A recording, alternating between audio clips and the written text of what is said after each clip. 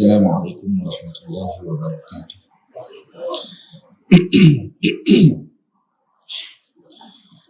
الفاتحة. أعوذ بالله من الشيطان الرجيم. بسم الله الرحمن الرحيم. الحمد لله رب العالمين الرحمن الرحيم مالك يوم الدين إياك نعبد وإياك نستعين اهدنا الصراط المستقيم صراط الذين أنعمت عليهم غير المغضوب عليهم ولا الضالين.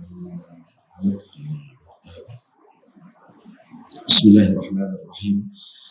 الحمد لله رب العالمين والصلاة والسلام على أشرف المرسلين سيدنا ونبينا محمد بن عبد الله رسول الأمين وعلى آله وأصحابه ومن تبعهم بإحسان إلى يوم الدين. أما بعد. Saya muliakan pengurusi bagi masjid Al-Mustaghfirin Sungai Tiram. Saya hormati Tuan Imam, Tuan Bilal, ahli jawatan kuasa masjid, para guru, para asatizah, muslimin dan muslimat, para santri yang dirahmati Allah Subhanahu wa taala sekalian. Kita panjatkan setinggi syukur kepada Allah Subhanahu wa taala pada malam ini. Sama-sama kita meneruskan pengajian bagi kitab Mursyiduz Zuwar ila Ziyaratil Akhyar, panduan bagi penziarah, bagi menziarahi para ahli pilihan di kalangan awliya dan ulama. Dan kita berhenti pada adab yang ke-12,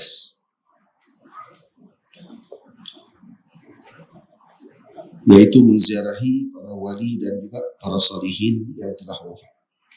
Ya, masih dalam bab itu. Pada adab yang ke-12 saya menyebutkan, yaitu menyebutkan kebaikan serta menceritakan kemuliaan sahibul maqam ketika berada di sisi maqamnya. Ini kalau Jawi muka surat 59, kalau Bumi muka surat 17. Ya. Jadi antara adab kita ketika mana menziarahi maqam ataupun kuburan para awliya ialah menyebutkan kebaikan dan menyebutkan manaqib, dibacakan biografinya di depan maqam tersebut. Ini akan melahirkan perasaan cinta dan kasih kepada sahibul maqam serta berusaha meningkatkan himmah agar mencontohi hidup mereka. Jadi kena tahu sirah hidup. Ini salah satu daripada perkara yang baik. Kalaulah boleh dilakukan oleh pihak yang berwajib ataupun daripada majlis agama Islam contohnya, ataupun daripada pihak keluarga yang menguruskan makam para awliya Allah Subhanahu wa taala dari kalangan datuk mereka ataupun tokoh-tokoh masyarakat kita yang mulia, itu diletakkan lauhah ataupun satu orang panggil apa? Papan signboard yang menunjukkan manaqib orang soleh tersebut agar boleh dibaca dan kemudian diketahui bila lahirnya, bila wafatnya, apa sumbangannya kepada masyarakat, kitab apa yang beliau karang dan seumpamanya. Dan ini dilakukan dan ditulis di makam-makam para wali Allah Subhanahu wa taala di Mesir dan seumpama negara-negara tersebut. Kalau dah di tempat kita dilakukan demikian, tapi biasanya yang melakukan ini biasanya persendirian ataupun daripada pihak yang ahli keluarga contohnya. Kalau alangkah baiknya kalau ini diambil perhatian oleh pihak yang berwajib. Kenapa ni? Agar sejarah tadi kekal. Seperti mana kita ambil berat dengan bangunan-bangunan yang lama, diletakkan sejarah bangunan tersebut. Dan kita tahu siapa yang mengasaskan bangunan tadi contohnya. Ada yang lebih besar lagi daripada bangunan tersebut, yaitu para pasak bumi, awliya, para salihin, ulama yang berjuang dan juga yang telah menaburkan seluruh hidup mereka demi semata-mata untuk memberikan kebaikan kepada umat Nabi Muhammad SAW.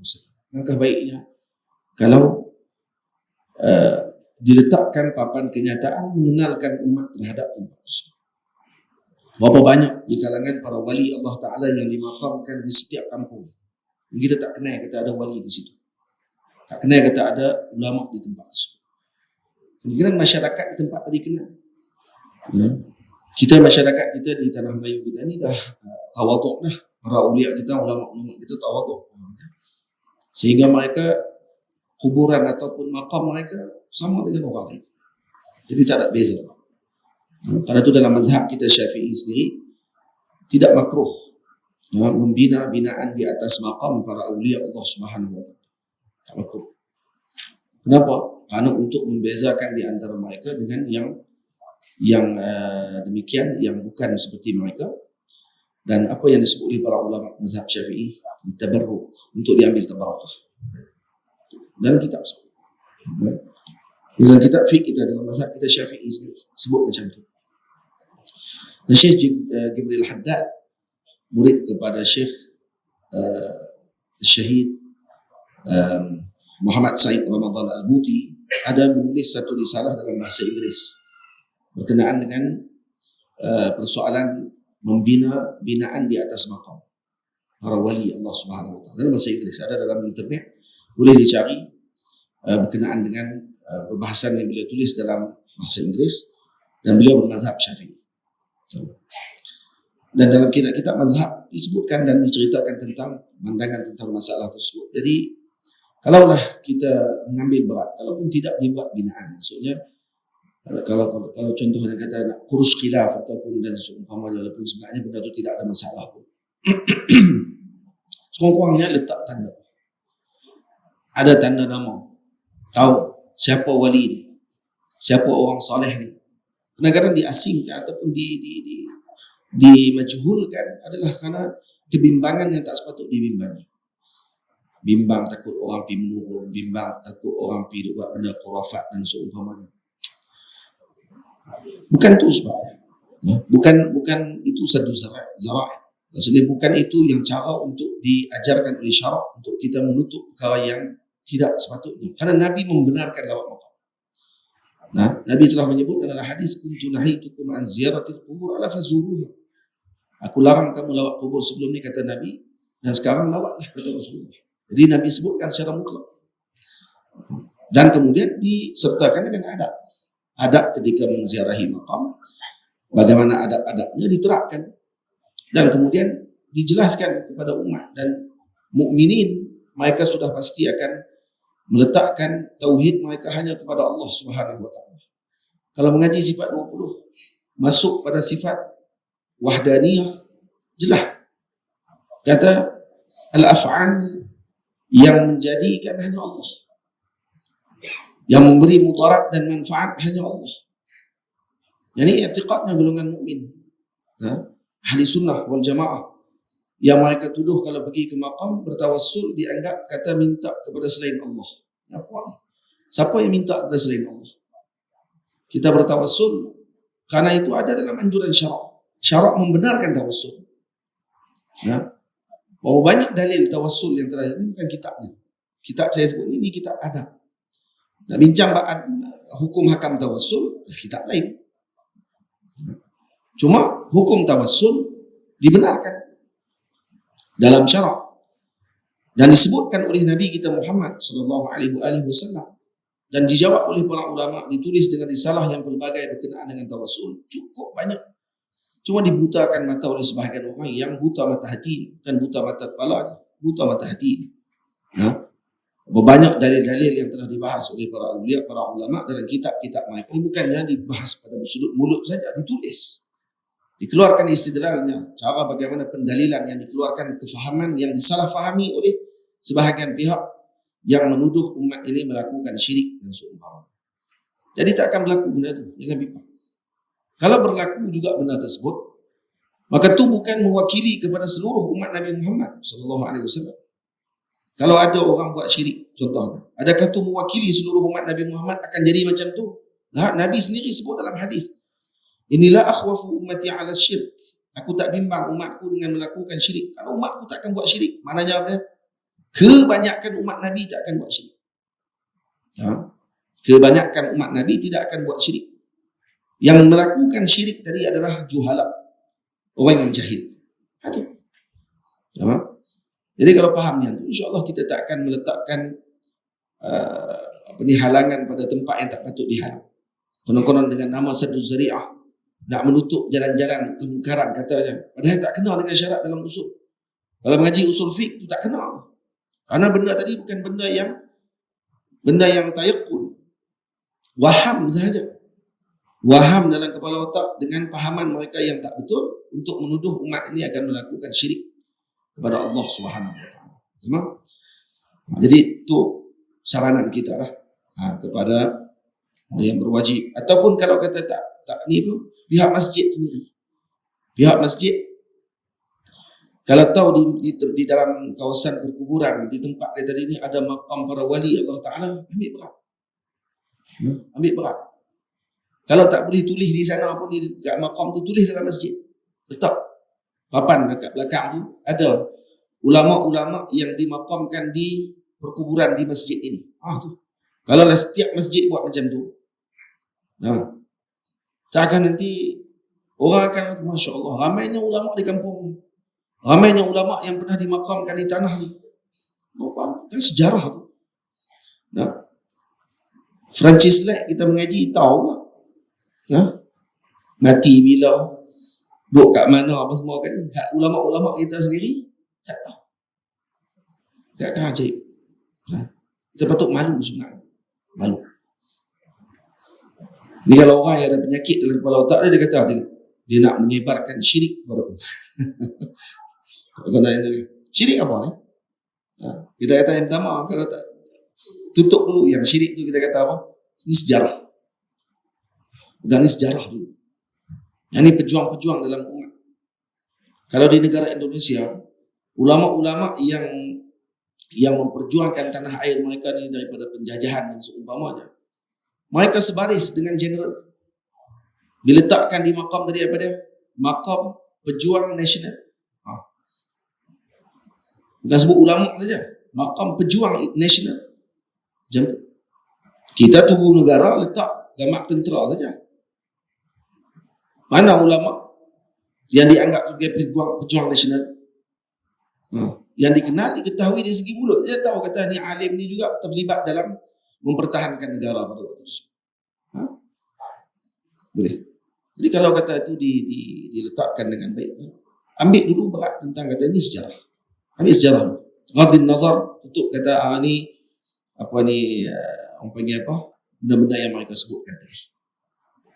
Jadi pihak masjid khususnya akan ambil berat. Tahu dalam makam ni, di tempat ni ada siapa yang dimakamkan. Masjid satu lagi pula, tengok pula di mana, siapa pula yang dimakamkan di sini. Orang soleh. Cari, ambil berat. Ni sampai kadang-kadang orang kampung sendiri tak tahu kata Datuk Guru kat kampung tu. Tak kemalu ke orang. Duduk depan rumah baju tak pakai. Lepas tu orang lalu dia tanya duk, buat main ramai-ramai pergi mana? Buat pelik. Mereka ada lawak makam Datuk Guru. Ada Datuk Guru. Duduk sampai nak mati dah kat tempat tu. Dia pun tak tahu. Kafur baru buka, dia tahu. Tak mana kedai makan baru buka, itu dia tahu. Datuk Guru meninggal kat tempat tu, haram. Dia pun tak tahu, dia pun tak habis. Baik salah, jahil. Bab macam mana? Tak ambil berat bab tu. Bukan, dia kata tu bukan urusan dia. Dia kata apa faedahnya kalau duk pergi ke kubur saja, duk pergi angkat tangan tawassul dia. Apa faedahnya, dia kata. Baik pergi kerja gila. Dia anggap macam tu. Dia anggap kata benda ni tak ada kaitan apa dengan kehidupannya. Hidupnya hanya untuk materialistik sahaja. Tidak ada keterkaitan dengan spiritual. Tak bersambung dengan hati, dengan awliya dan arwahnya para wali Allah Subhanahu wa taala. Faham? Kena ada benda tu. InsyaAllah. Moga-moga dapat perhatian daripada sebahagian pihak dengan keputusan. Sekarang ni perlu pada banyak benda. Perlu banyak sokongan daripada banyak pihak untuk melaksanakan perkara tadi, untuk menghidupkan kembali sejarah umat Nabi SAW, mengikat hati umat dengan agama Allah Subhanahu wa taala. Bila kita baca kisah mereka akan terbit himmah Mana tahu dengan sebab tulisan tadi yang ringkas, sebut kata dia ni macam mana kisah hidup dia sekian-sekian dan seumpama, maka tu akan menyebabkan mungkin seorang yang baca kisah tersebut akan terdetik hatinya untuk mengikuti jalan tersebut dan dapat pahala kepada yang tulis tadi. Di Mesir yang tulis, dan ada, saya puji ada sebahagian pelajar Pulau Pinang ada tulis, ambil inisiatif tulis, kalau tak silap saya di makam Imam Syafi'i, kalau tak silap dia pun ada tulis. Pelajar-pelajar Pulau Pinang, Satuan Pulau Pinang kalau tak silap saya, dia pun buat satu frame dalam bahasa Melayu. Sebab dah ada bahasa Arab, dah ada dah. Jadi dia pun buat yang bahasa Melayu digantung. Jadi orang-orang Melayu yang main tak perlu terjemah lagi. Tengok dah tulis dah ada dah. Manaqib Al-Imam Syafi'i, satu frame ditulis. Faham? Tak payah yang tu di masjid, baik di pondok-pondok yang duk ada. Siapa yang asas pondok, siapa yang bina pondok tersebut. Kalau pondok tadi pondok warisan, tok guru mana yang mula pondok tadi, di pondok pun tak tulis. Pondok pun tak tulis benda tu. Maksudnya pondok tulis juga benda tu. Buat satu lauhah besar, tulis siapa yang asas pondok ni, pengajian apa yang dipelajari. Contohlah macam tu, tulis semua, memang banyak lah. Tulis dulu siapa pengasas-pengasas. Kalau kata pondok tu di pondok lama contohnya. Kalau kata pondok tu pondok baru, boleh tulislah dengan sesuai dengan apa yang diperlukan pada waktu itu. Dan seumpama. Tamam? Jadi ini perlu untuk kita lakukan sama-sama. Baik. Seterusnya, membanyakkan ziarah kepada kaum kerabat serta ahli keluarga. Ini antara adab kita yang lain. Tugas kita sebagai seorang yang hidup, iaitu membanyakkan ziarah kepada kaum kerabat serta ahli keluarga. Telah diriwayatkan bahawa ada seorang lelaki yang telah kematian ibu ayahnya dalam keadaan dia menderhakai mereka berdua. Ini ada seorang yang derhaka kepada ibu dan ayahnya, kemudian dia tidak sempat minta ampun dengan mak ayah. Namun pada setiap Jumaat, dikata di sini, setiap Jumaat dia sering menziarahi mereka serta mendoakan keduanya dengan kebaikan. Maka diampunkan dosanya oleh Allah serta dicatatkan dia termasuk di kalangan anak-anak yang berbakti kepada kedua ibu bapanya. Semoga dengan sebab ziarah yang dilakukan pada setiap Jumaat kepada ayah dan ibu kita, yang kalau kata kita ada melakukan kesilapan, kesalahan, kasar dengan mereka dan seumpamanya, maka mungkin dengan sebab ziarah tersebut akan diampunkan dosa, diangkatkan darjat oleh Allah Subhanahu wa taala. Dan ini disebutkan oleh Al-Imam Muwaffaquddin Utsman radhiyallahu taala anhu dalam kitab beliau Mursyiduz Zuwar ila Quburil Abrar. Ini kitab yang saya ada di depan saya. Di dalam itu disebut kisah tersebut, dan saya nukilkan daripada kitab tersebut.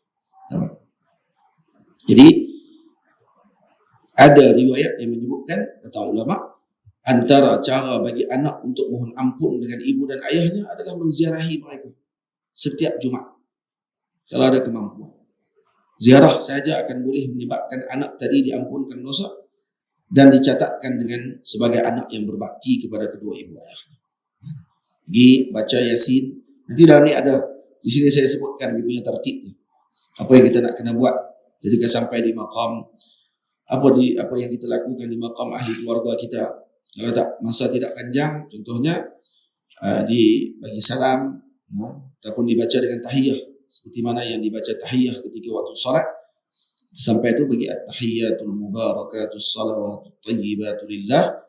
Assalamualaikum ayyuhan nabi wa rahmatullahi wa barakatuh. Assalamu alayna wa ala ibadillahis salihin. Sampai kat situ. Kemudian bagi salam kepada mak ayah kita. Assalamualaikum atau assalamualaikum ya abi. Assalamualaikum ya ummi. Beri salam sejahtera kepada abi ayah, kepada ibu. Kemudian baca Al-Fatihah. Kalau baca Al-Fatihah, baca Qul huwallahu ahad 11 kali. Kemudian angkat tangan baca doa. Dan moga-moga itu diberikan oleh Allah dengan pahala yang berlipat ganda. Dan itu salah satu bentuk daripada birrul walidain, melakukan kebaikan kepada ibu dan ayah, menziarahi mereka. Jangan hanya pada waktu musim hari raya saja. Kita duduk di kampung, makam ayah kita, ibu kita kalau dah wafat ada di kampung kita contohnya. Tidakkah dikira jafa, keras hati, setiap minggu lalu depan makam tapi tak pernah sembah. Sekurang-kurang seminggu sekali. Kita lalu di kawasan tersebut. Lainlah duduk di tempat jauh. Kita di Penang, ayah kita di Kedah. Hari Jumaat berjauh. Kita di Kuala Lumpur, mak ayah di Kedah. Kita di Kedah, mak ayah di Johor, contoh. Jauh. Jadi payah nak pergi lawat. Yang tu lain dia. Tapi jangan tinggal setiap hari untuk hadiahkan Al-Fatihah. Bacaan Al-Quran, amalan yang kita lakukan dihadiahkan kepada mereka. Macam tu kan? Jadi kita dah jauh. Jangan jauh dengan roh. Karena arwah tidak jauh. Alam roh lebih lagi luas dibandingkan dengan alam jasadi. Alam roh kita, alam jasad kita ni ya terhijab dengan hijab yang banyak. Alam roh luar biasa. Luahnya alam roh luar biasa. Maka jangan diabaikan dengan roh tersebut. Karena kita ni hidup dengan roh. Kita bukan hidup dengan jasad kita ni. Jasad kita ni adalah sebagai tumpangan kenderaan kita di muka bumi. Yang hidup kita ni roh. Buktinya, kalau mati seseorang, ambil pisau pergi tikam tengok dekat orang yang mati tadi. Agak-agak dia jadi menggeletak. Dia berguet tak badannya? Tak berguet apa. Cuba dia hidup waktu di tepi cuek tengok. Dia akan melompat. Kenapa? Karena yang melompat tu bukan jasad tu. Karena ni jasad, ni pun jasad. Hak tadi mati ada jasad. Yang ni pun jasad juga depan mata. Tapi kenapa yang ni berguet, yang ni tidak berguet? Karena yang ni ada roh, yang ni tidak ada roh. Faham? Jadi yang rasa tu apa dia? Yang rasa tu roh. Faham? Yang rasa tu roh. Kalaulah jasad anggota kita ni ada pandangan panca indera yang 5. Maka roh juga ada panca indera yang 5. Macam kita. Dan sebahagian awliya mengatakan bahawa roh ni adalah jasad seni. Yang juga mempunyai kepala, mempunyai tangan, mempunyai kaki, mempunyai badan dan seumpama. Dan kalau roh tadi orang panggil apa? Dia akan kekal. Dia tidak mati. Dan dia tempat untuk merasai kesakitan. Jadi jangan diabaikan roh. Ya, ayah kita wafat. Ibu kita wafat. Tapi rohnya tidak wafat. Sakit roh ayah kita tu kalau kita tak pergi lawat langsung setiap minggu. Sakit. Tak pernah lawat. Anak tak pernah pergi. Yang ayah duk tunggu. Tengok. Kalau kita nampak, kalau dibuka hijab oleh Allah Ta'ala, nampak ayah kita dekat situ, dan nampak ahli kubur yang lain, ahli kubur, ayah semua, mereka akan merasa cemburu ketika ada anak yang setiap minggu akan datang ke ayahnya. Setiap minggu akan datang ke ayahnya. Ayah orang lain cemburu pada waktu tersebut. Tengok, Masya Allah. Ini samarah. Ini adalah anugerah Allah Ta'ala bagi. Kamu dapat anak yang macam tu. Kami juga ada anak. Ya, tapi mungkin anak kami tak boleh main. Mungkin dihadiahkan Fatihah daripada jauh. Alah ni main pula. Tak, jangan hadiah Fatihah. Main pula. Ajaran baru. Jangan hadiah Fatihah. Fatihah tu bukan ayat Quran. Kan kita ada bincang, kita boleh tak baca Quran kepada si mati? Hak tu dulu bincang. Lepas hak tu, dia tolak dah. Fatihah lagi. Dia kata lah ni, dia kata jangan baca Fatihah sebab tak ada nas dalam Al-Quran Nabi suruh baca Fatihah kata kepada si mati. Dan tu Quran, abang. Panggil abang lagi tu. Tak panggil yang lain. Ya. Tu kan ayat Quran tu. Tengah semayang mayat pun kita baca Fatihah. Maulana Syekh Muhammad Ibrahim Abdul Baiz kata apa faedahnya dalam semayang mayat? Pergi baca Fatihah, lepas tu baca pula selawat, lepas tu baca pula doa. Dia kata doa tu faedah lah. Fatihah tak faedah. Siapa yang boleh khususkan?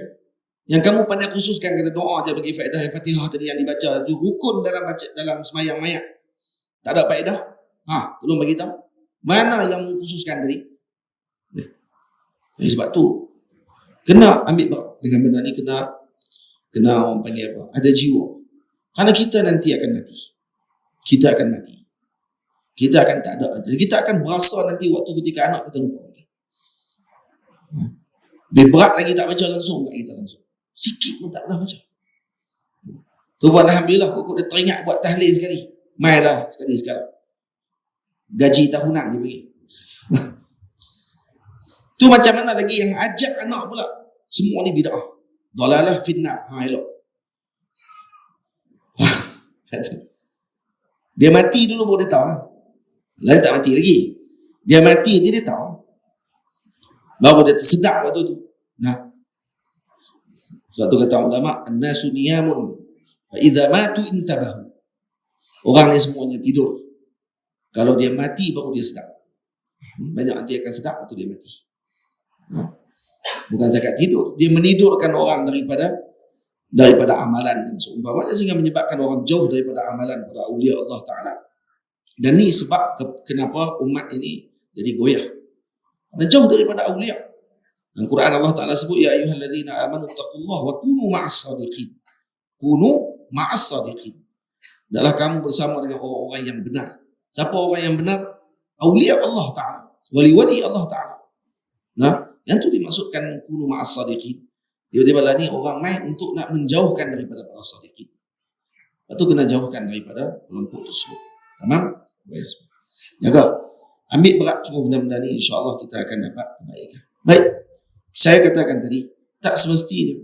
Dah kalau kita duduk jauh, untuk balik kemungkinan kita akan ambil masa dan seumpamanya. Jangan tinggalkan bacaan Qul huwallahu ahad sebelah kali setiap hari Jumaat.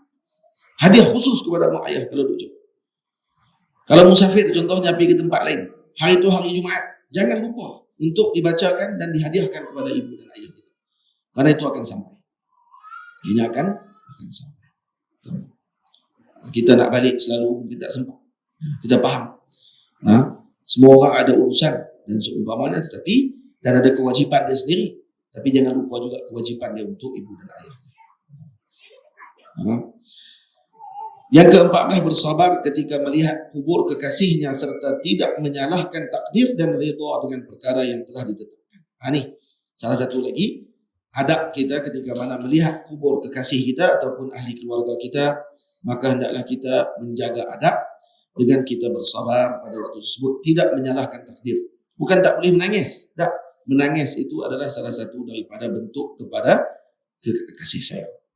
Itu bentuk kasih sayang. Yang tak bolehnya adalah kita menyalahkan takdir, meraung-raung dan seumpamanya, sehingga menyebabkan ibu dan ayah kita tersiksa di dalam alam kubur tersebut sebabkan karena kejahilan kita sendiri.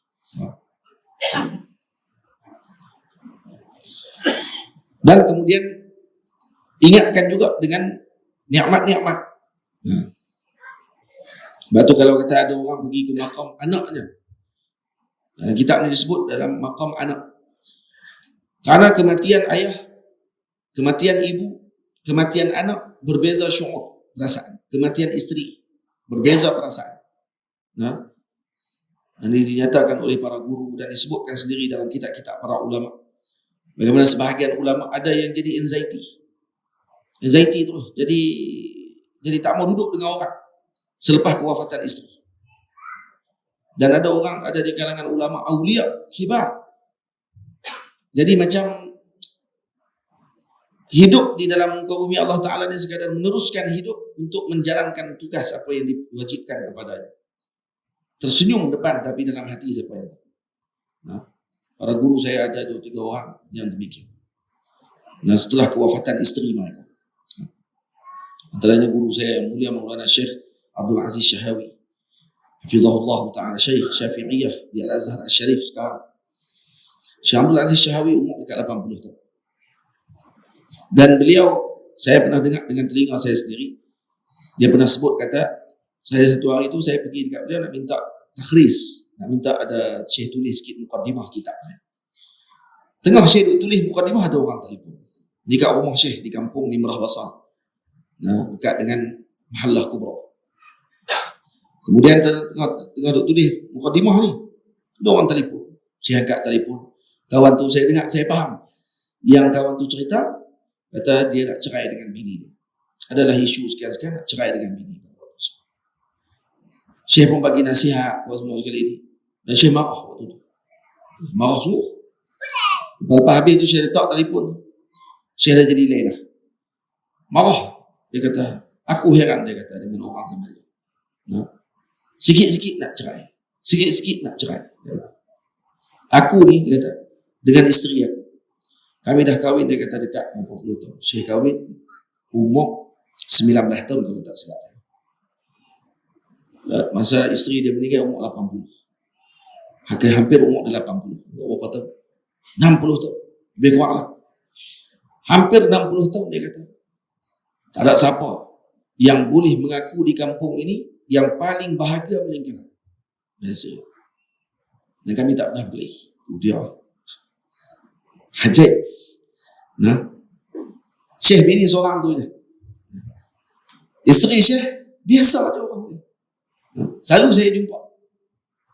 Kadang-kadang masak untuk kami makan selepas pengajian dan sebagainya. Tapi Syekh cukup. Masya Allah. Saya heran. Dia tak ada orang yang paling bahagia di kampung ni melainkan kami. Dan tak, aku boleh bersumpah dia. Dan aku boleh bayar sumpah tu kalau dia tak kenal. Kata kami yang paling bahagia. Tanyalah kat mana orang kampung. Di Nimrah Basar khususnya. Kata dia di kampung ni lah. Isteri Syekh wafat. Baru-baru ni. Setahun yang lepas. Dan saya hantar mesej dekat Syekh. Syekh apa ni? Ucap jazakumullah khairul jazak. Ucap itulah. Saya ucap takziah kepada anak Syekh Omar. Kemudian waktu guru saya Maulana Syekh Ahmad Mamduh mai ke Zawiyah di pondok saya, Syekh Ahmad kata, dia kata kalau ada masa nanti ada kewangan lebih, bawa Syekh Abdul Aziz mai sini, mai ke Malaysia. Mesti dia suka. Saya tu memang duk perancangan nak bawa Syekh Abdul Aziz mai ke Malaysia. Ini antara guru besar saya dalam fiqh. So, yang mengenalkan saya dengan beliau Syekh saya lah, Syekh Ahmad Mamduh. Kami pergi berdua pergi mengaji di Nimrah Basar setiap minggu. Syekh Ahmad kata, sekarang Syekh Abdul Aziz dah lain. Pertama, dia dah tak macam dulu. Syekh tak macam dulu dah. Selepas wafat isteri dia, Syekh dah tak macam dulu. Ya, Syekh nampak ceria. Tapi, kata Syekh Ahmad, aku tahu Syekh macam mana. Dan tahu macam mana perasaan Syekh. Kadang-kadang dia tengok cerita-cerita sembang-sembang, dia akan dia. Dia jadi macam tu. Macam duk flashback balik. Jadi bukan macam dia lah. Bukan macam Syekh Abdul Aziz yang dulu. Walaupun, dan sekarang kata Syekh dia nak sembunyi perasaan dia tadi, dia penuhkan masa dia dengan mengajar. Mengajar setiap hari. Satu hari kadang-kadang sampai 4-5 telah mengajar. Syekh Abdul Aziz. Umur dekat 80. Sehari daripada pagi sampai ke malam mengajar. Dan kata Syekh, kenapa dia buat macam tu? Kerana untuk nak tak ada dalam masa hari dia kosong untuk dia fikir pasal isteri dia. Terlalu sedih. Makanya penuh dengan mengajar. Itu dia saya kata dia lain. Maulana Syekh Yusri Hafizahullah guru saya, dia sebut ada dua perasaan yang paling saya sedih dalam hidup saya. Saya pernah rasa betul-betul dia kata. Yang pertama ketika ayah saya wafat. Yang kedua ketika mana isteri saya wafat. Dua. Waktu isteri dia Dr. Zainab, isteri pertama Syekh, sebelum Syekh berkahwin yang baru ni, itu pun selepas 1 tahun ataupun 2 tahun selepas tu baru Syekh kahwin. Jadi apa ni, Dr. Zainab ni orang yang sangat kuat menyokong dan juga berada dengan Maulana Syekh. Saya kena waktu mula mengaji dengan Maulana Syekh Yusri di Masjid Al-Ashraf. Waktu kami mula sampai tu ada 2 orang mengaji. Syekh baca kitab, baca Quran, ada 2 orang tua. Syekh akan betulkan bacaan Quran ni. Dan siapa seorang lagi? Seorang lagi Dr. Zainab. Isteri dia yang datang. Syekh kata kalau tak ada orang, kadang isteri dia tu. Tapi dalam masjid, kadang-kadang kalau isteri dia uzur, Syekh akan baca kitab seorang-seorang. Sepanjang beberapa tahun sebelum kami main. Lepas saya main dan kemudian sahabat-sahabat saya main, Ustaz Juzairi, Ustaz Hairul Nizam dan semuanya, barulah ramai orang pakai datang kawan-kawan kami, Ustaz Antoni, daripada Indonesia, barulah ramai sebab. Itu ada yang khidmat dengan Maulana Syekh Sabah. Yang paling banyak sekali duduk dengan Syekh Dr. Zainal. Dan lepas Syekh Dr. meninggal, Syekh kata, Syekh sebut sendiri, jelas-jelas. Kata ni, suatu perasaan yang luar biasa yang dia rasakan. Dia tak pernah rasa sedih macam ni. Dia kan sedih. Sebab tu wafat orang orang tua kita, wafat isteri, wafat anak-anak dia lain. Dia ada perasaan yang berbeza-beza. Itu tak boleh sama dengan dia. Ada orang dia rapat dengan ibu dia, rapat sungguh dengan mak dia, dia akan rasa sungguh. Ada orang rapat dengan ayah dia, dia akan rasa sungguh. Dan kalau anak dia sendiri, dia lagi berat. Anak lebih berat kerana dia darah dagingnya. Lepas tu kata Nabi SAW, la yamutu li ahadin salasatun minal waladi fayahtasibuhum illa kanu lahu junnah minan nar. Tidaklah seorang itu yang mati 3 orang daripada anaknya. Nabi sebut 3 orang tu. 3 orang ni maksudnya habis, memang padu sekali. 3 orang anaknya mati dan dia bersabar. Illa kanu lahu junnah, melainkan baginya akan menjadi perisai baginya daripada neraka. Wafat 3 orang anak, sabar jadi junnah. Junnah apa dia? Jadi perisai daripada masuk dalam neraka. Lalu perempuan tu bertanya, isnan? Ada dalam hadis kata Sayyidina Aisyah tanya, wasnan ya Rasulullah. Kalau 2 orang pula macam mana? Dalam hadis yang disebut Nabi kata apa? Nabi kata, la yamutu li ahadin minal muslimina thalathatun minal waladi fayahtasibuhum fatamassahu an-nar illa tahillatal qasam. Nabi kata, tidaklah mati seseorang tersebut, ya, la yamutu li ahadin, tidaklah seorang tadi mati di kalangan muslimin ini, anaknya 3 orang dan kemudian dia bersabar, fatamassahu an-nar, lalu dia dibakar api neraka.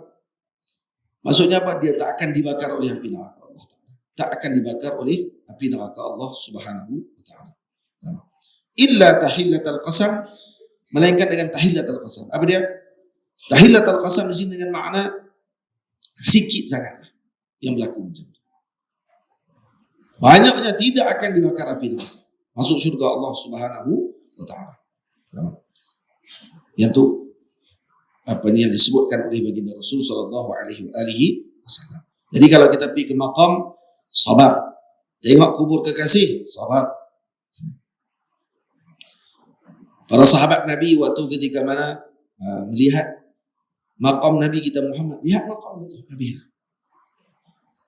mampu sabar, ya sabar. Tapi menangis tidak boleh ditahan. Itu tidaklah menafikan kesabaran. Itu menunjukkan kecintaan. Sebab tu bila mana Qais menyebutkan tentang kecintaannya kepada Laila, lalu disebutkan syair Majnun Laila tadi yang dibacakan, amurru ala diyari Laila na amussu zal jidari wa zal jidara. Nah, saya lalu di satu negeri, yang mana negeri tadi adalah negerinya Laila. Saya menyentuh dinding ini dan dinding itu. Dia kata bukanlah menyentuh jidar tadi adalah tujuan saya, dia kata. Nah, walakin apa dia disebut? Apa dia macam mana sebutnya?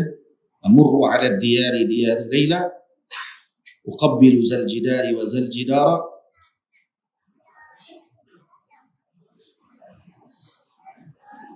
wa ma hubbul jidari syaghafna qalbi walakin hubbu man sakana diyar.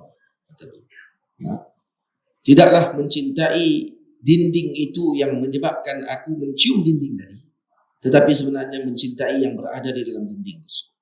Para ulama mengatakan bahawa ini adalah syair kecintaan kepada junjungan besar Nabi kita Muhammad sallallahu alaihi wasallam, bukan kepada Laila.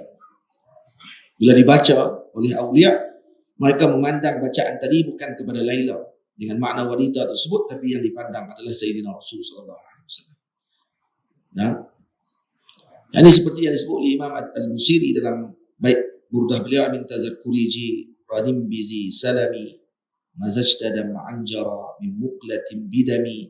Jadi nak maklum kata, ketika dia melihat dan mengingati jiran-jiran yang ada di sisi salam dan seumpamanya, siapa yang duduk di tempat tadi? Yang duduk dekat dengan Rasulullah Dia ingat dengan Rasulullah, sebut habis semua apa saja yang dekat dengan Rasulullah semua disebut. Habis. Kecintaan. Ini luar biasa perasaan mereka yang menyebabkan mereka ini mendapatkan ketinggian di sisi Allah Subhanahu wa taala. Jadi tidak dilarang untuk kita menangis di depan makam kekasih kita, di depan makam orang-orang yang kita rindui dan cintai. Nah, apatah lagi orang yang banyak memberikan kepada kita dengan kebaikan di dunia dan di akhirat. Apatah lagi Nabi kita Muhammad sallallahu alaihi wasallam yang tidak akan mampu kita membalas jasa baginda Rasul sallallahu alaihi wasallam. Nah, karena itu bila mana baginda Nabi mengatakan bahawa kalau kata orang tadi kematian 3 orang anak, kalau dia bersabar dan seterusnya, dan Nabi kata Nabi memberikan kesabaran kepada orang yang kematian dengan anaknya, maka yang tidak ada anak macam mana pula, kata Sayyidatina Aisyah tidak ada anak. Tidak ada anak pula macam mana, kata Nabi SAW, kematianku itu patut lebih disedihi, kata Sayyidina Rasul. Bukan kematian anak lagi, diganti terus dengan Rasulullah sallallahu alaihi wasallam. Rasulullah lebih lagi, kalau kata kamu hilang sesuatu, tak ada sesuatu, kehilangan Nabi lebih berat lagi sepatutnya kamu rasa dalam hidup. Maksudnya dibandingkan dengan kehilangan, ketiadaan dan seumpamanya, ketiadaan baginda Rasul itu adalah lebih berat sebenarnya daripada di dalam hati seorang yang mencintai. Sebab kita cintalah macam mana ke anak kita pun, tetap Nabi mengatakan dalam hadis, la yu'minu ahadukum hatta akuna ahabba ilaihi min walidihi wa waladihi wan nasi ajma'in. Tidaklah kamu itu dikira sempurna iman, melainkan sehinggalah aku ini paling dicintai melebihi dirinya, anak-anaknya dan juga seluruh mukminin. Wan nas, seluruh manusia umum dicintai. Dilebihkan Nabi kita Muhammad sallallahu alaihi wasallam. Itu Sayyidina Abu Bakar radhiyallahu taala anhu membuktikan perkara tersebut. Maka beliau diangkat oleh Allah ke tempat yang tertinggi. Sayyidina Umar membuktikan perkara tersebut. Maka Allah mengangkat beliau ke tempat yang tertinggi. Sayyidina Utsman membuktikan perkara tersebut. Maka Allah mengangkatnya ke tempat tertinggi. Sayyidina Ali menunjukkan dengan perkara tersebut. Maka Allah meninggikan mereka ke tempat yang tertinggi. Keseluruhan ahadul mubasysyirin bil jannah yang dijanjikan syurga menunjukkan perkara tersebut. Kesemua mereka meletakkan Nabi melebihi segala apa yang ada dalam hidup mereka. Maka Allah memuliakan mereka. Kita boleh mengaku, tapi bila mai tempat tak tentu kita boleh ada pada waktu tersebut. Kalau diberi pilih antara anak dengan Rasulullah, kemudian kita akan tinggi Rasulullah. Sebab tu orang panggil baginda Nabi kita Muhammad sallallahu alaihi wasallam memberikan panduan yang besar kepada kita semua untuk kita sabar dan sabar. Yang ke-15, meninggalkan daripada perbuatan niyahah, yaitu menjerit serta mengoyakkan pakaian. Ini kerana ianya adalah perbuatan golongan jahiliyah yang diharamkan di dalam Islam. Menangis. Di sini dalam bahasa Arab kita sebut dengan uslubul istidrak. Uslubul istidrak dengan makna lakin, tetapi maksudnya. Jadi maksudnya tetapi menangis yang tidak disertai dengan pekikan dan lolongan tidaklah dilarang di dalam syarak. Baginda sallallahu alaihi wasallam diriwayatkan pernah menangis ketika melawat kubur ibunya Sayyidatuna Aminah alaihi salam. Juga baginda pernah menangis ketika kewafatan anaknya yang tercinta Sayyiduna Ibrahim alaihi salam. Jadi menangis tidaklah menghalang ataupun tidaklah menafikan bahawa ataupun tidaklah menunjukkan kepada orang tadi tidak redha dengan apa yang telah ditetapkan oleh Allah kepada dirinya. Tidak masalah menangis. Yang salahnya adalah menyalahkan takdir. Mengoyak pakaian tadi adalah sebagai bukti kepada menyalahkan takdir. Tapi kalau kata dia menangis, semua ni menangis. Dia menangis sampai dia tak nak buat macam mana ni. Tarik baju tu, koyak baju. Adakah dia termasuk dalam ni? Jadi apa yang kita faham di sini? Dari segi kaedah usul, para ulama nak bagi faham kata koyak saja baju tadi bukan dengan makna bahawa ianya haram dengan makna koyak baju. Tak, koyak baju tadi adalah sebagai isyarat dalil kepada tidak redha dengan takdir Allah Ta'ala. Itu maksudnya. Jadi kalau kata dia menangis sampai dia tak nak buat macam mana, tarik baju, koyak baju dia. Haram ni. Betul koyak baju ni. Tak, macam mana dia tadi nak tahan ni. Teriak lah, keluar lagi menjerit tak. Macam mana? Hatta menjerit tu pun sekali Kalau dia terjerit sekalipun pada waktu tersebut, jeritan tadi kalau kata bukan dengan maksud untuk tidak redha dengan takdirnya Allah, bahkan karena dia tidak tertahan dengan kesedihan tadi, betul keluar suara dia yang tinggi pada waktu tersebut, tidaklah lagi masuk dalam perkara tadi. Faham tak? Cuma sebaiknya ditahan. Karena mukmin ni kena belajar tahan. Karena apa? Karena yang mati tadi jasad sahaja, bukan rohnya. Rohnya masih hidup, masih melihat, masih berinteraksi. Kalau kata seorang anak tadi mampu untuk berinteraksi dengan roh ayahnya sendiri. Ini bukan alam roh, masuk sembang jadi paranormal pula ni. Maknanya kita nak bagi tahu kata alam roh ni luas. Orang yang ditutup, karena kita ni dihijab sebenarnya. Kata Al-Imam Ibn Athaillah, "Lau kushifa 'anna al-hijab." Kalaulah dibuka hijab kepada kita, la sami'na sauta man yusabbih Allah Subhanahu wa taala. Kita akan mendengar muka-muka di mana Al-Imam Ibn Athaillah sebut dalam kitab Tajul Arus, maknanya begitu. Kalaulah dibuka hijab kepada kita, maka kita akan mendengar suara bertasbih ni. Al-jamadat, kainat, semua ni kita akan dengar tasbih. Tapi kita tak faham. Itu. Kalau dibuka hijab, kita akan dengar ni dinding tasbih, ni pokok-pokok bertasbih, burung bertasbih. Kita akan dengar benda tu akan bunyi suara tasbihnya binatang-binatang tadi. Suara yang mereka sebutkan, difda, kata. Waktu ketika sebab tu para ulama, Nabi SAW sebut dalam hadis, larang bunuh kata, kerana kata kuat bertasbih. Dia besar ni, duk mengai, jangan duk mengai guna kata. Mengai guna menentang lain. Guna kata mainan. Tak mainan. Kata apa? Kata tu lah, kata dia pun buat tu. Kata ada jual di kedai ni lah. Jangan duk mengai kata betul. Kata ni ahli zikir. Nabi larang bunuh kata. Kita pula lebih buat alat mengai. Untuk dapat ikan ruat.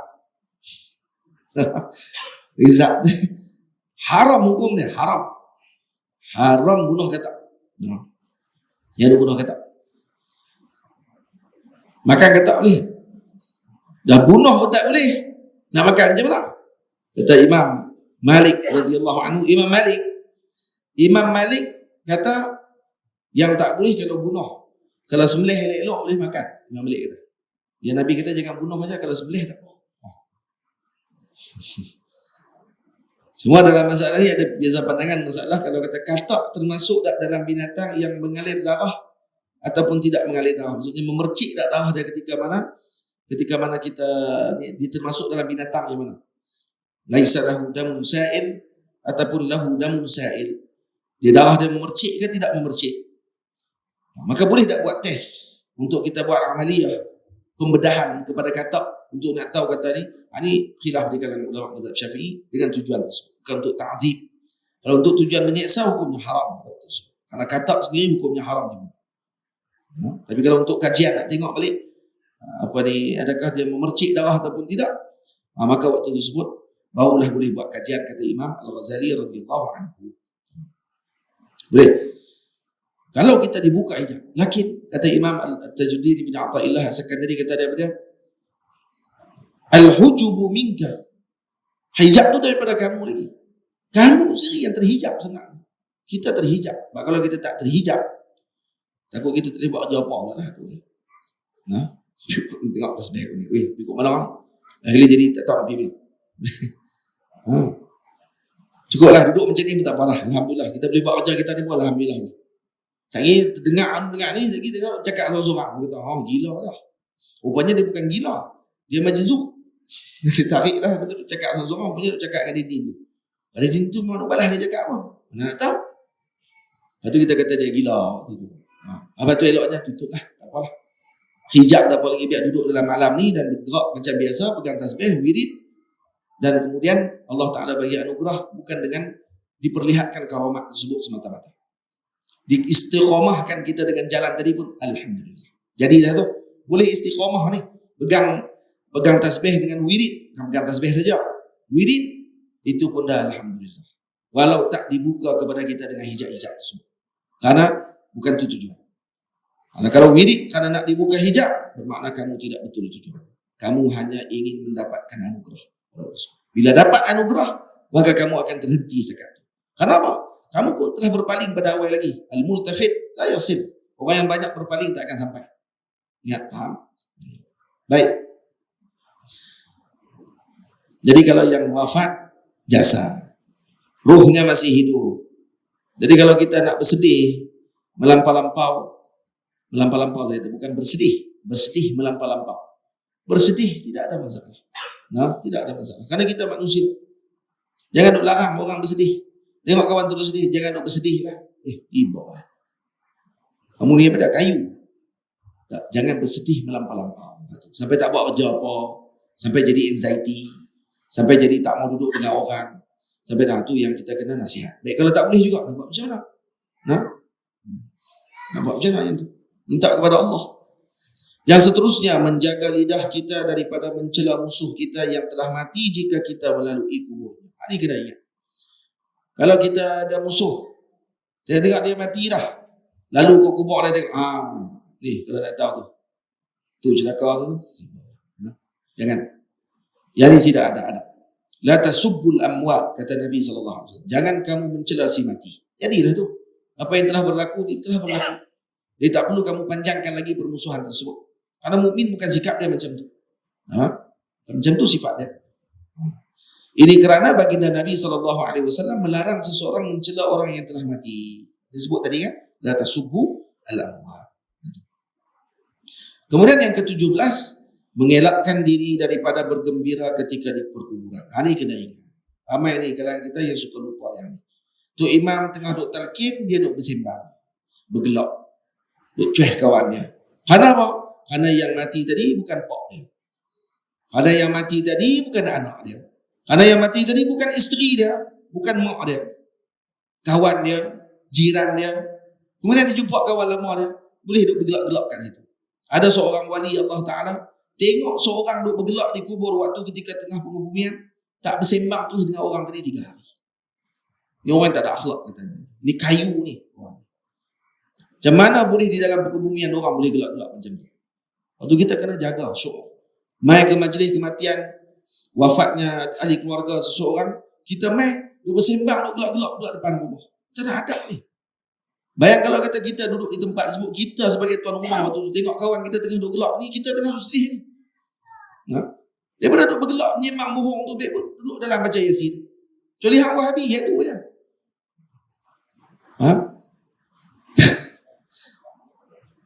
Saya kadang-kadang kalau pergi ke majlis orang meninggal apa semua kali, tengok depa duduk menyembang. Kalau tu saya pergi masuk tu ataupun pergi duduk tengah-tengah tu, afdal zikri fa'alam annahu la. Pakai tak boleh buat apa lah tu. Menyembang pun perlu pakai betul balik. Rupanya tak ada nak pimpin. Tak ada siapa nak pimpin. Depa pun segan lagi takut silap sebut. Nak sebut apa? Tak tahu, kata kami tak hafal tahlil. Mai tu pimpin tahlil. Lepas tunggu tok guru lah. Kalau tak ada tok guru pun, kalau kita tahu sebut afdalu zikri fa'lam annahu la ilaha illallah. Sebut la ilaha illallah sampai habis. Tak bangun pergi orang sembang apa-apa. Nah, sungguh menyembang apa-apa. Jenazah duduk dalam rumah, hak duduk kat luar ni pekat sila panggung, sembang, gelak, saukot daun. Betul tak ni? Hak duduk berlaku nak sembang kita. Berlaku. Baik, haram kan? Haram. Tak ada adab. Tak haram lah. Tak ada adab. Tak ada adab lah. Cuba bayang kalau kata hak tu kita mati waktu tu. Tengok pakai duk main apa ni pun duk main buat apa ramai. Main duk menyembang mohong kan. Lagi sakan lagi, main duk mengumpat hak si mati. Hak tu lagi hebat. Duduk kat luar duk. Hantar dia. Pakai dia sembang. Hantar tak dia sebenarnya. Aku duk abang lama dah. Sembang kat luar, kurang ajar. Dia ingat roh kawan tu duduk dekat katil dia saja. Awak dia tak jalan. Cuma dia sepak tak rasa kan. Kalau dia sepak berasa, teruk kita. Dia tengok duduk sembang, hantar dia, awak jadi itu. Rupanya kena sepak dengan mayat ni. Kena jaga adab tu semua. Orang kampung kita, orang tempat kita ni kadang kalau kita kata macam ni, dia berasa lebih. Dia ada buat. Dia kata, dia seorang aja baik. Tak ada lazim pun yang tu. Tak lazim pun bila orang suruh jangan duk menyembah benda tu, dia kata dia seorang dia ambil kata. Kenapa macam tu? Kenapa Facebook macam tu? Dia terkoyak orang ni. Dia cepat koyak dia duk buat tau. Dia jangan duk buat lagi lepas ni. Duduk dalam majlis ilmu, duduk dalam majlis kematian orang, hormati, anggap kata tu keluarga kita. InsyaAllah kita akan hormati. Kita akan duduk dengan tenang. Tak boleh duduk, tengok duk menyembang juga, kita bantu. Pergi tempat lain. Baik selesai duduk pukul bumi yang tadi. Bebek ujung daripada duduk lagi mengumpat orang mati tadi. Ataupun keluar cerita-cerita yang tak sepatutnya di tempat tersebut. Tempat tu tempat zikir sepatutnya. Orang pergi lawat mati ni untuk ingat mati. Dia pergi lawat orang mati, dia tak ingat mati pun balik tak ada apa. Tak ada faedah. Lepas tu disuruh kita ikut orang mati. Suruh kita pergi tengok orang mati. Dan dalam riwayat disebut kata disuruh tengok waktu orang mati. Istihdar. Istihdar. Waktu tu orang duduk tengok waktu tu. Orang nak rasa apa waktu tu. Agak-agak waktu tu boleh nak main game lagi waktu tu. Boleh lagi kita nak pergi duduk chatting dengan kawan-kawan kita. Boleh. Jaga lidah kita daripada mencela musuh. Tadi kemudian mengelakkan diri daripada sikit lagi bergembira ketika di perkuburan. Ini kerana tangisan lebih utama dilakukan pada tempat sedemikian. Setiap tempat dia ada masanya. Lepas tu kata ulama As-Sufi Ibnu Waqtih. Sufi itu adalah anak kepada waktunya. Dia tahu macam mana nak bermuamalah, interaksi dengan waktu tersebut. Waktu gembira, gembira. Syukur kepada Allah Ta'ala. Waktu sedih, kena sedih. Kena sabar. Kena redha. Itu kan waktu dia. Ini waktu sedih, gembira. Waktu gembira, tapi sedih, dia terbalik ni.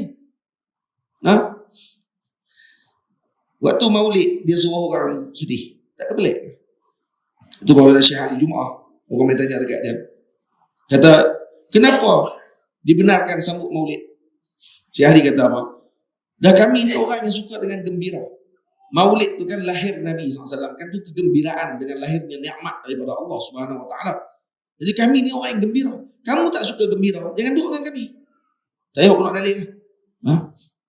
Kamu ni orang yang jenis kelah hati, suka sedih. Tak mau, jangan duduk dengan kami.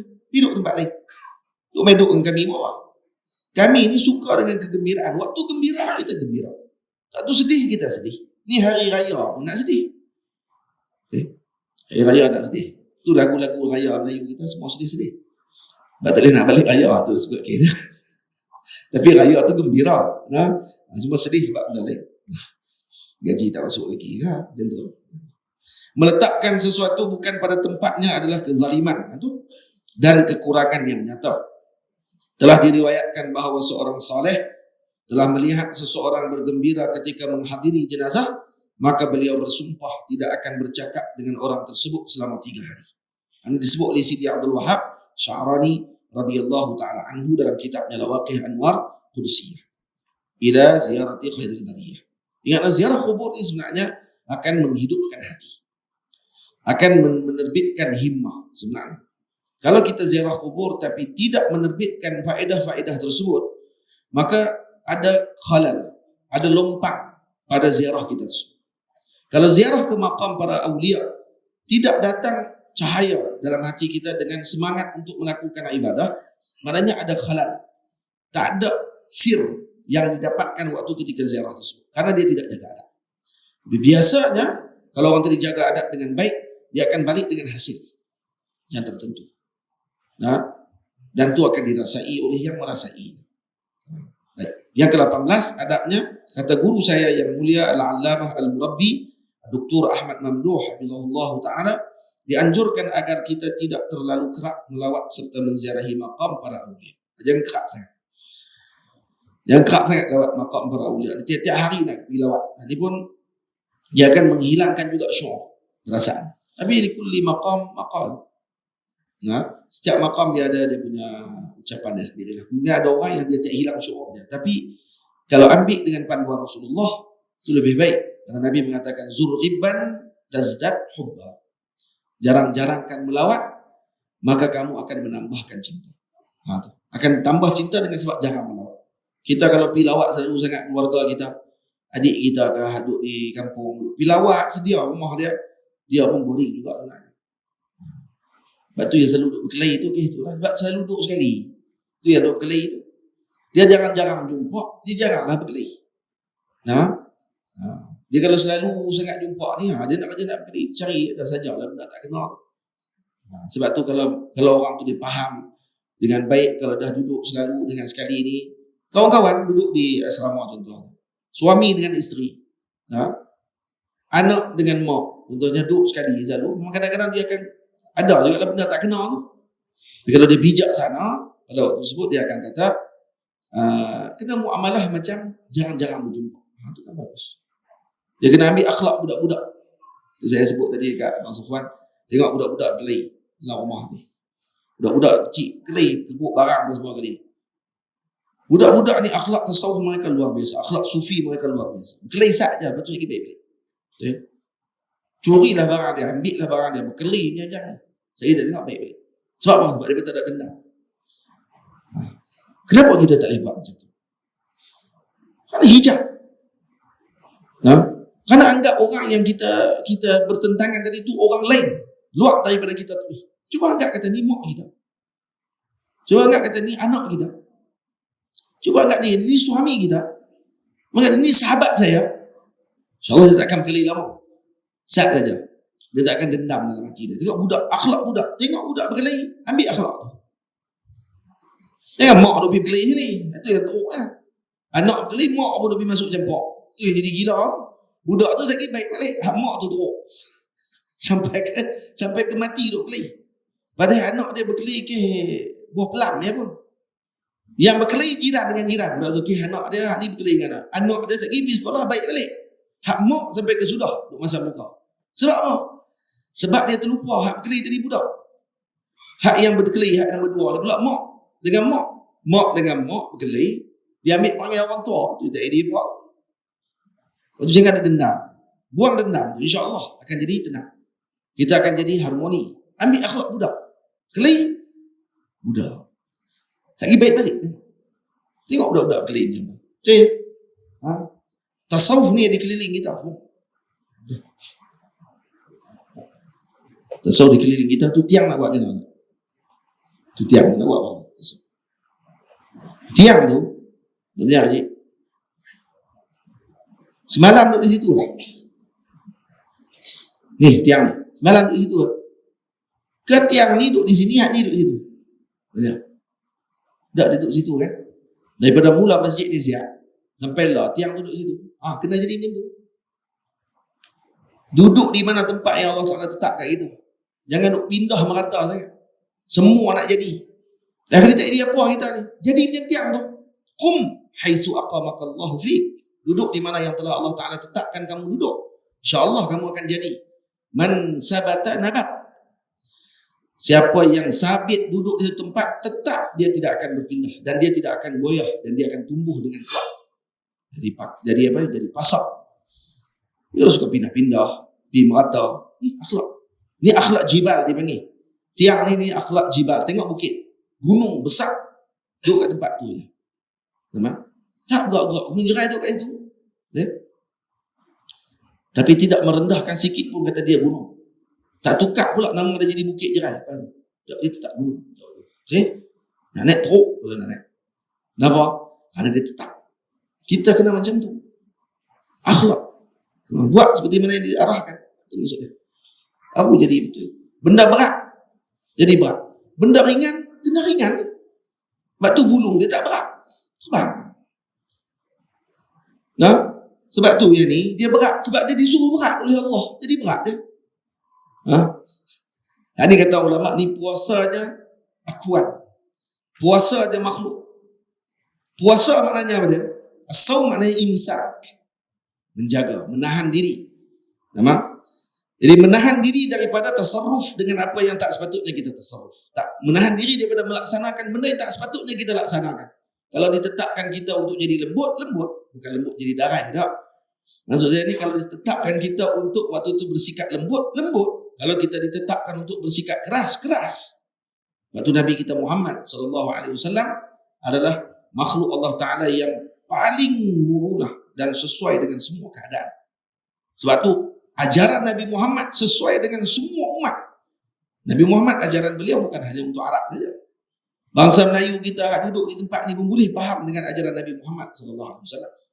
Jadi, bangsa Eropah yang konon-kononnya maju dan semua pun sesuai dengan ajaran Nabi Muhammad SAW. Bangsa Cina sesuai dengan ajaran Nabi Muhammad SAW. Jadi Nabi Muhammad bukan hanya ajarannya hanya untuk beliau sahaja dan juga kaum beliau yang dikelilingi beliau. Tak. Dengan semua keadaan umat boleh sesuai. Kenapa? Karena Nabi duduk dengan apa yang diarahkan oleh Allah kepada Nabi SAW. Macam tu. Kita pun kena jadi macam tu. InsyaAllah kita akan jadi orang yang berguna, bermanfaat. Masalah yang mai, semuanya kita akan anggap InsyaAllah khair. Semuanya bagus. InsyaAllah. Boleh? Ini ziarah kubur ni. Mengikut mana orang tu. Ianya dilakukan, ni qadar ni. Jangan ziarah selalu sangat. Ianya dilakukan dengan qadar waktu yang munasabah bagi mengelakkan penziarah tersebut bersifat kurang adab serta hilang rasa rindu disebabkan terlalu kerap melawatnya. Ni. Kalau kita duduk melawat selalu sangat pula. Tiap-tiap hari atau ziarah kubur para wali. Lah kali dia tak jadi untuk ambil manfaat dah. Dia lain kalau muarikh, ahli tarikh, nak cari tarikh, nak tulis tarikh, itu lain. Itu dia buat kerja. Ni kalau nak ziarah untuk nak mai perasaan dalam hati ni, dia kena zurghiban tazdad hubba. Jarang-jarang kan melawat akan tambah cinta. Contohnya sebulan sekali ada makam mana kita nak kena pergi. Kena hati. Kena pergi. Ini salah satu bentuk untuk membersihkan jiwa dan melembutkan hati. Wali mana, ulama mana yang hidup lagi kita nak kena pergi lawat. Tapi ulama yang hidup dia lebih berat lagi, dia punya adab dia daripada yang telah wafat. Kerana yang hidup ni nampak jelas dia punya ekspresi muka dia, nampak jelas kalau dia tak suka. Jadi kita nak kena jaga adab tu lebih lagi. Tapi kalau ada wafat kita pergi tu kadang-kadang tu lah pergi kok belakang tu pun ada. Tak tahu dah kok mana muka, kok mana kepala, kita tak tahu pergi tala tu ya. Pergi depan pula pergi sembang, pegang pula batu nisan. Tengok pula ni, betul ke ni? Sambil duduk pegang tulisan. Ini cuba kalau kawan tu hidup ni. Supaya kita duduk pegang dia, betul tak duduk guru ni? Betul tak? Macam tu juga. Ada adab tu? Tak ada. Dia kena perhati elok-elok, kena tengok elok-elok. Banyak benda nak kena ajak. Kalau kata kita beramai sungguh benda-benda ni, hasilnya luar biasa. Hasilnya luar biasa. Kita akan keluar sebagai orang lain selepas ziarah tersebut. Orang yang bening hatinya, tenang hatinya, qana'ah, redha. Ada sir yang dipancarkan daripada ziarah tersebut. Dan ini adalah untuk beramal dengan sabda baginda Nabi SAW, zurghiban tazdad hubba, maksudnya jarang-jarangkan melawat maka akan bertambah perasaan cinta. Ini adalah di antara adab dan tata susila ketika berziarah ke makam sama ada orang saleh atau kaum kerabat seseorang. Jika seseorang dapat melaksanakan adab-adab ini, maka baginya kebaikan dan keberkatan yang luas serta akan mendapatkan manfaat dengan ziarahnya tersebut. Di sini kemudian setelah itu saya menyebutkan tata cara menziarahi makam para wali dan ahli keluarga baginda Nabi SAW. Saya baca cepat-cepat dalam 5 minit, 9 suku kita berhenti. Saya duduk main bulan-bulan ni, saya rasa zalim pula. Main baca 1-2, lepas tu bulan-bulan nak jumpa. Dia lalang kita baca ni pergi laju sikit Ini dah tata cara dah. Tata cara ni dah senang. Apa yang kita nak kena buat? Jika kita nak lawat para wali, ahli keluarga Nabi secara amali. Itu sebelum ni kita sebut secara teori. Yang ni amali. Ini adalah fasal yang akan saya terangkan tentang tata cara ketika ingin melakukan ziarah secara amali. Ini ibu ayah kalau kata nak pergi ziarah, kalau ada kitab ini, terus buka muka surat 56 tu. Muka surat 56 tu bawa, kita nak buat apa? Tata caranya mengikut turutan yang saya sebutkan ini. Ini yang saya ambil daripada sebahagian kitab dan sebahagiannya yang saya amalkan dengan mengikuti para guru ketika mereka menziarahi makam para wali. Yang pertama, dianjurkan seseorang itu sentiasa dalam keadaan berwudu ketika ingin melakukan ziarah. Satu. Jika sampai ke tempat tersebut dan dia ingin memperbaharui wudunya, maka ianya sangatlah ditutup. Ini satu. Nanti kita akan tengok nanti ada masalah yang disebutkan kata tidak dianjurkan untuk berwuduk dan seumpamanya. Nanti kita akan tengok di masalah tersebut. Baik. Jadi yang eloknya dulu wudu, nak melawat. Ini amalannya para wali-wali Allah Ta'ala. Dan ada sirnya ketika berwudu. Karena wudu ni adalah nur. Menziarahi maqam para wali ini adalah nur untuk mencahayakan hati. Maka insya Allah baliknya dengan nur. Nah, baliknya dengan cahaya. Yang kedua, hendaklah berpakaian dengan pakaian yang sopan dan mengikut etika yang telah ditetapkan di dalam Islam. Nah, pakai pakaian yang elok-elok. Ini nak pergi ziarah, pakai seluar katok, seluar Hawaii. Ayah pun kadang kena tegur lah, anak-anak cucu. Ni kadang-kadang tu, ya Allah, anak baru balik daripada duduk kampung tu, tapi duduk di Kuala Lumpur baru 2 hari, balik jadi Mak Saleh. Kita pun jadi heran juga. Tapi hitam ya tengok. Seluar pakai. main dengan seluar macam tu. Naked, congoh dia macam tu kan. Tak apa, tak ada masalah. Puan nak pakai tu, tapi eloknya pakailah pakaian yang ada tata cara dia. Kita kalau kata mai ke tempat ajar, boleh pula kita ada tata cara. Ada seorang Tok Bilal pada Tok Khatib, saya dengar dia bagi khutbah. Dulu lah masa ayah saya duduk di AJN dulu. Saya duduk dalam AJN, saya duduk semayang di masjid tu lah. Ada seorang Tok Khatib ni, dia naik atas khutbah. Saya duduk, dia khutbah di atas AJN tu, kat kawasan parking tu. Tapi surau tu surau boleh buat Jumaat. Jadi bila duduk tengah tu, dia kata apa? Dia kata, tuan-tuan, mai masjid tidak semestinya dengan berjubah, tidak semestinya berserban, tidak mestinya berkopiah. Tak ada masalah, pakailah apa pun. Begitu juga berkhutbah. Khutbah juga tidak semestinya dengan jubah dan serban. Saya pun panggung kepala sikit tengok. Patut dia pun. Pakai baju kemeja kan. Tangan pendek, kopiah tak pakai, khutbah. Saya kata mangkuk je. Hang pandai pula nak pergi bincang etika atas tu. Hang mai kerja, ada pula baju etika. Awak tak mai pakai kain basah mai kerja. Dia kata, tak ada masalah untuk mai kerja, yang penting tutup aurat. Kain basah saya besar. Beli kain pelekat pula. Kain tolak besar kan. Balut. Pakai yang tu. Tak pun pakai ihram. Mai tempat kerja. Ini kan pakaian ibadah. Pakai ihram, tengok mai. Saya kena buang bahasa dia kata ni gila ke apa ni? Tahu pula mai kerja. Chef kalau mai tempat kerja dia ada baju kerja dia. Tak pakai etika tadi boleh kena buang. Akan jadi rosak makanan, jadi masalah. Nanti kena komplain. Kena pakai tutup kepala. Mai duduk atas khutbah, duduk atas mimbar, tiba-tiba boleh pakai ikut suka dia. Apa masalah ni? Kalau pakai macam ni, tak ada etika lah. Tak ada nak buat, tak ada keluasan. Luah bagi cerdik. Luah jangan jadi bodoh. Itu masalah dah. Luah sampai jadi bodoh ni masalah. Cikgu pergi sekolah pun pakai baju kerja. Budak pergi sekolah. Elok. Anak dia lepas ni kalau pergi sekolah.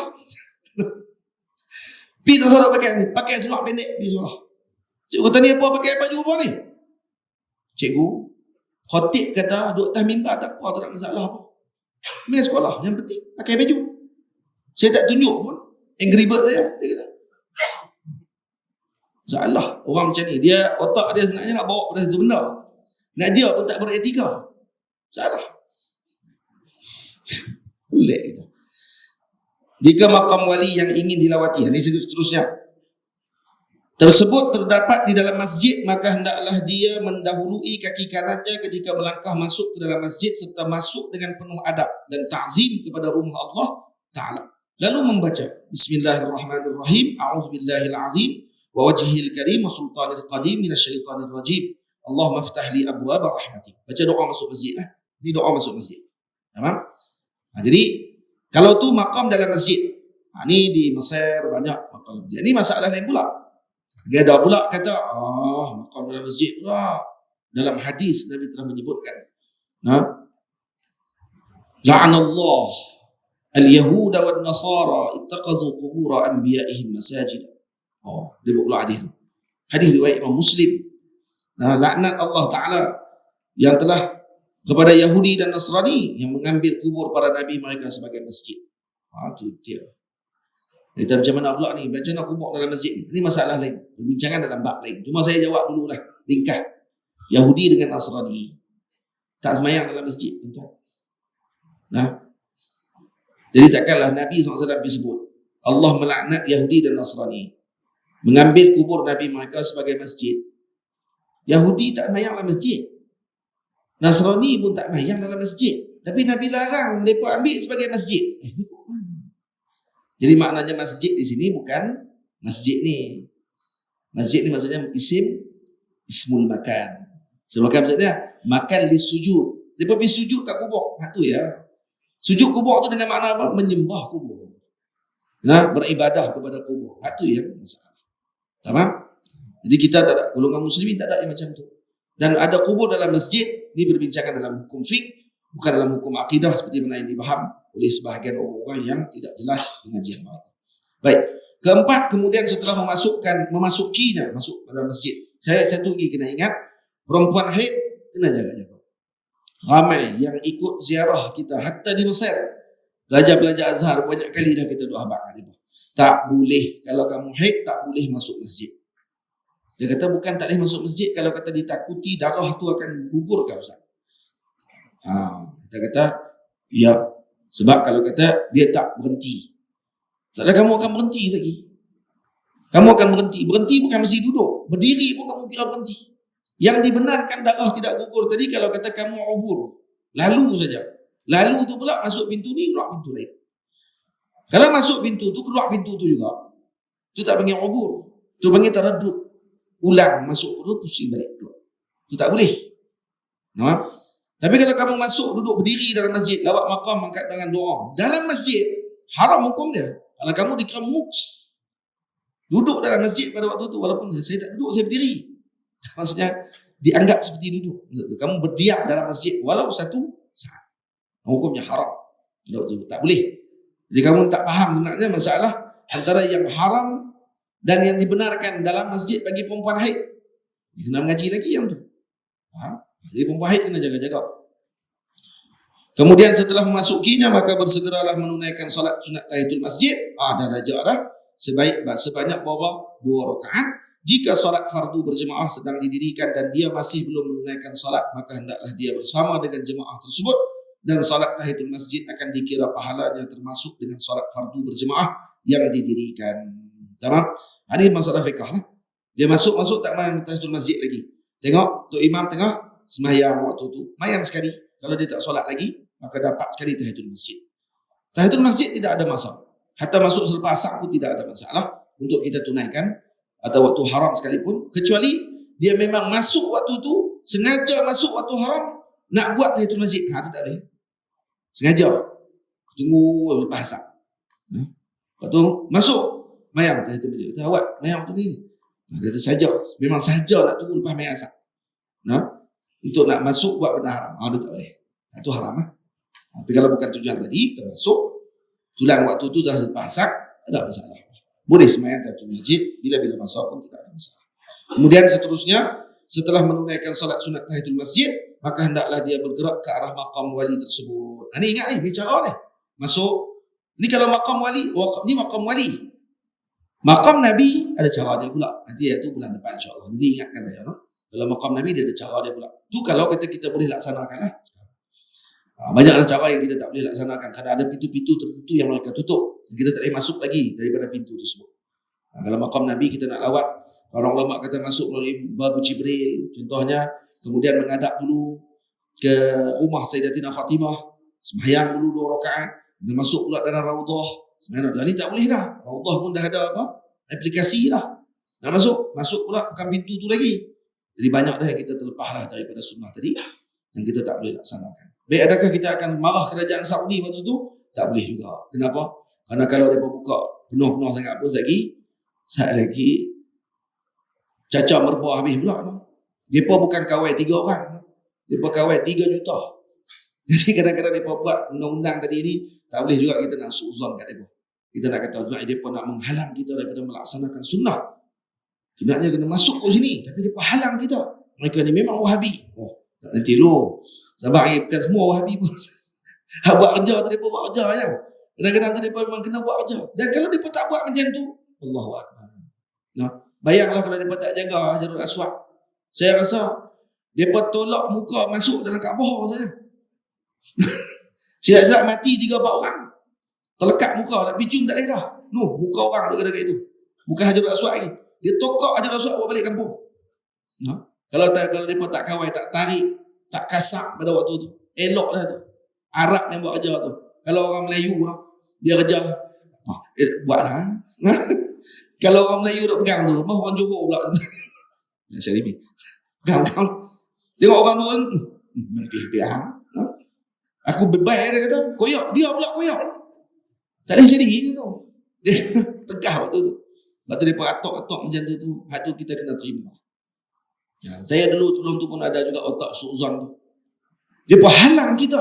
Patutnya masuk pintu ni. Cik. Pi tu. Patutnya ni. Saya mampu. Hampir. Tak pergi hilang tu. Hilang daripada radar. Masuk bawah tanah lagi. Dan menjawab. Suruh pergi lagi lah. Dia pun buat kerja dia pun. Tu. Kalau kita tengok. Kita buat pondok. Kalau ada majlis maulid. Orang parking salah pun kita pening. Tu baru mai 1,000 orang. Parking salah. Cuba tengok. Jaga kata apa. Ni dia tak jaga etika ni. Payah kan. Tu baru 2,000 orang. Ni 3 juta orang. 4 juta orang mai. Kalau semua macam tu. Tak gila hak jaga. Tu hak muka tak ada nak senyum. Dia kata kalau dia senyum semua. Dia kata, puak ni kali senyum lagi atas kepala dia. Naik atas kepala dia. Lepas tu dia kena buat muka tegah. Kita tak duduk tempat apa-apa. Kita duduk tempat apa kita tahu. Itu. Jadi setelah tu kita bergerak ke arah makam wali tersebut lalu mengucapkan salam serta berikut. Ni seperti berikut. Ni salam dia. Assalamualaikum ya ahla diyaril minal mu'minin wal muslimin wa inna insyaallahu bikum lahiqun. Nas'alullah ta'ala lana wa lakum al-afiyata wa yaghfirullah lana wa lakum az-zunub. Maaf. Yaghfirullahu lana wa lakum az-zunuba. At-tahiyyatu lillah wa az-zakiyatu lillah. At-tayyibatu salawatu lillah. Sampai sini. Ini kata ulama, para guru kami mengatakan bahawa boleh dibacakan dengan sirah bacaan seperti permulaan tahiyat awal dan akhir dalam solat. Dia baca. Nak baca Assalamualaikum ayuhan Nabi. Ini kalau Nabi. Ataupun wali. Hatta di makam wali baca ni dulu. Assalamualaikum ayuhan Nabi wa rahmatullahi wa barakatuh. Assalamualaikum ayuhan Nabi wa rahmatullahi wa barakatuh. Assalamualaikum ayuhan Nabi wa rahmatullahi wa barakatuh. Dia boleh dibaca juga 5 hingga ke 7 kali. Baca macam tu dulu dan baca Assalamualaikum wa ala ibadillahi salihin. Assalamualaikum ya wali Allah. Ya sayyidi, sebut nama wali tadi. Tu, sebutkan nama wali tersebut. Wa rahmatullahi wa barakatuh. Ji'nakum raghibina wa ila qabrikum zairin. Ini saya tak terjemah lah. Saya baca dulu sampai ni habis ni. Minggu depan saya baca lagi. Kalau kata doa tu kalau tak faham nanti saya baca lagi. Habis baca doa ni, habis baca ni kita punya tertib ni, kemudian kita pun baca, kemudian bacakan Fatihah sebanyak 3 kali. Imam Al-Khayyar Al-Harushi, Abdullah Khayyar Al-Harushi kata, kalau kita baca Fatihah 3 kali, kenapa baca Fatihah 3 kali? Di hikmah ada di bawah. Para wali mengatakan bacaan Fatihah yang pertama adalah seumpama telur. Bacaan Fatihah yang kedua adalah seumpama anak yang baru menetas dari telurnya. Manakala bacaan yang ketiga pula adalah seperti burung yang telah tumbuh bulunya lalu terbanglah ia dan ia tidak akan berhenti melainkan di tempat yang telah ditentukan oleh Allah kepadanya. Maknanya Fatihah pertama waktu tu doa kita didengar oleh wali tadi. Fatihah kedua wali tadi dah jawab. Fatihah ketiga wali tadi akan doakan dan akan dimustajabkan. Lepas tu baca Fatihah 3 kali di makam para awliya Allah Subhanahu wa ta'ala dan kemudian surah Al-Ikhlas sebanyak 11 kali, kecuali di makam Syekh Arsyad Banjari saya dia wasiat suruh baca 13 kali. Dia suruh baca 13 kali. Dan setelahnya dibacakan doa yang telah saya sebutkan pada bab sebelum ini atau apa sahaja doa yang ingin kita panjatkan kepada Allah. Dan benarkan kita bertawassul dengan para awliya dan para nabi dan salihin. Begini lafaznya. Ini lafaz tawassul. Ini saya dah tulis di sini lafaz tawassul untuk kita baca tawassul. Bab tawassul sini kita mengaji tak lagi? Sini kita mengaji tak kitab apa ni Ajwibah Ghaliyah ke kitab Syekh Ali tak pernah ngaji tau. Tak pernah ngaji lagi kan jawab pada apa yang mereka sebut hujah-hujah para ulama terhadap apa yang mereka kata ni bid'ah apa semua. Ngaji tau. Nanti insya-Allah ada rezeki kita ngaji. Ngaji tu kita tahu lah. Ini saya takut pula ni ada orang dia tawassul pula. Dia bukan syirik kan? Syirik terus. Hati-hati jangan syirik sangat, cepat sangat. Satu dia masuk virus nanti. Ya kan? Ini dan kemudian ini doa yang panjang. Belakang ini doa yang panjang boleh dibaca, dan kemudian muka surat 48. Nanti bulan depan saya akan baca balik doa ni. Ini semua saya nak bagi tahu dulu. Bagi nampak dulu kalau nak pi, ini cara dia. Kemudian muka surat 48, setelah itu bolehlah kalian membaca qasidah ini secara beramai-ramai. Ini waktu ketika mana kita nak selesai. Nak selesai dah ni. Habis dah baca doa, maka kita baca Salamullahi ya sadah minar rahman yaghshakum ibadallahi ji'nakum qasadnakum talabnakum salamullahi warrahmah alaikum ya waliyallah atainakum wa zurnakum waqafna ya waliyallah سعدنا إذ لقيناكم قصدنا يا ولي الله توسلنا بكم لله أجيبوا يا ولي الله رجونا من مزاياكم لتدعوا يا ولي الله إلى الرحمن ما يرام لدينا يا ولي الله طلبنا وسعة الرزق حلالا يا ولي الله وحج البيت في الحرام مرارا يا ولي الله وارزق لنا زيارات مدينة رسول الله وحسنا في اختتامنا كراما يا ولي الله وصل وسلم على محمد يا ولي الله وحمدا للمهيمن وشكرا يا ولي الله. Habis baca yang tu, kemudian kita kata apa? Al-wada' ya wali Allah, al-firaq ya wali Allah. Kalau kita pergi ramai-ramai, anak bini kita tak ada, kita baca dekat dia, dia suruh dia ulang al-aman ya wali Allah. Kemudian baca ni, la ja'alahu Allahu akhiral ahdi baini wa bainak la minka wala min ziyaratik wala min wuqufi baina yadaik. Ini kita minta macam sebagai harapan kita.